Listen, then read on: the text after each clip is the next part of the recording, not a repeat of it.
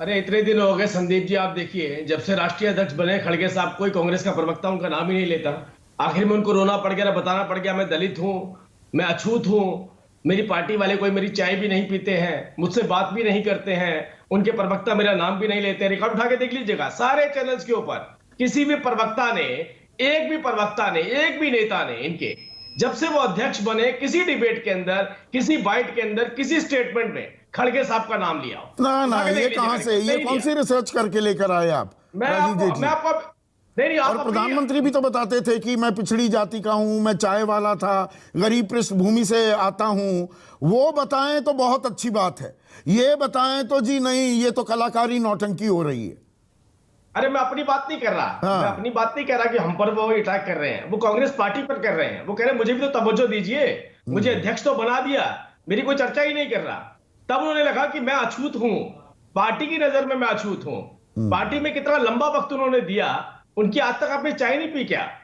देखिए कितनी अछूत है ना, इस देश में एक बड़ा तबका है आज भी, ये हमारे समाज पर एक बट्टा है कि हम अछूत को अछूत की तरह ट्रीट करते हैं, साथ बैठते नहीं, हाथ की चाय नहीं पीते, घर में भी बुलाएंगे तो अलग बर्तन में उसको चाय देते हैं। ये तो एक कड़वी सामाजिक हकीकत है ना। बिल्कुल नहीं है, कोई हकीकत नहीं है, बिल्कुल बहुत पुराना वक्त है संदीप जी, छोड़िए उन बातों में नहीं जाना चाहता। अच्छा, बदल गया भारत आज की वक्त में कोई भी तो देखिए, बीच में बोलने का चलन नहीं है मेरे शो में, आपका म्यूट है ऑडियो। अभी मैं राजीव जेटली से बात कर रहा हूं। अगर आप चाह रहे हैं कि यहाँ पे ये आग लगाकर वर्सेस होगा, वो नहीं होता है मेरे शो पर। अभी मैं राजीव से बात कर रहा हूं, तो कृपया शांत रहिए। बोलिए राजीव।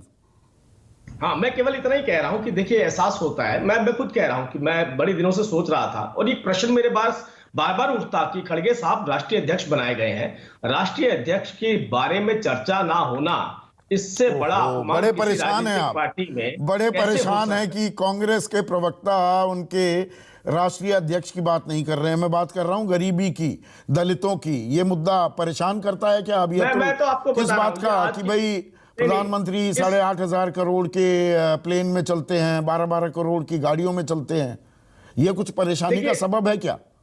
संदीप जी, अब इस देश के अंदर ना दो ही जातियां हैं, और वैसे उस जातियों का भेद भी हम धीरे धीरे खत्म कर रहे हैं, गरीब की और एक अमीर की।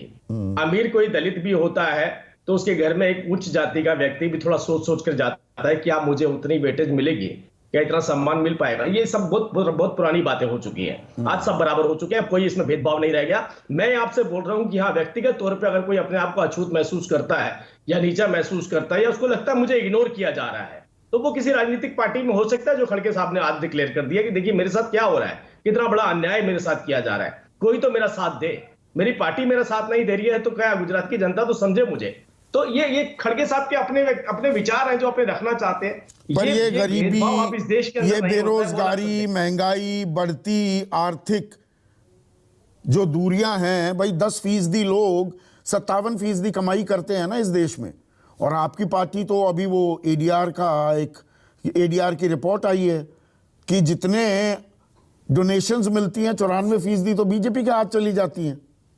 बीजेपी की बल्ले बल्ले है, बाकी मुफलिसी में जिंदगी काट रहे हैं। देखिए, आज कोई भी राजनीतिक पार्टी के साथ अगर कोई लगाव रखता है तो वो उसको दान जरूर देता है, और अगर भारतीय जनता पार्टी के साथ इस देश की जनता, इस देश का हर व्यक्ति लगाव रखता है तो वो भारतीय जनता पार्टी को देगा। ये लोगों के दान की बात नहीं कर रहा हूं मैं, ये बड़े बड़े जो कॉरपोरेट्स बॉन्ड्स के जरिए जो पैसे दे रहे हैं, उसमें 94% आपके पास आ रहे हैं। तो ये तो आप दूसरी राजनीतिक पार्टियों को सोचना है कि अगर देश के प्रति वो भी वफादार रहेंगे, काम करेंगे, अच्छा काम करेंगे, तो उनके साथ भी कुछ कॉर्पोरेट, ये वफादारी, देश के प्रति प्रेम, ये भी एक नैरेटिव की आतंकवाद, भाई ठीक है अभी आतंकी कोई घटनाएं तो हुई नहीं, और सर्जिकल स्ट्राइक का सवाल फिर से उठा देना, आतंकवादियों को संरक्षण दिया जा रहा है, दे रही थी पुरानी सरकारें। तो आपकी तो 8 साल से सरकार है, इस पर तो व्हाइट पेपर आना चाहिए। राजीव जेटली अगर देश के प्रधानमंत्री कहते हैं पुरानी सरकारें यानी कि कांग्रेस की सरकारें आतंकियों को संरक्षण दे रही थी, ये तो देश को जानना चाहिए। देखिए, मैं तो अभी एक आपको लेटेस्ट एग्जांपल देता हूं।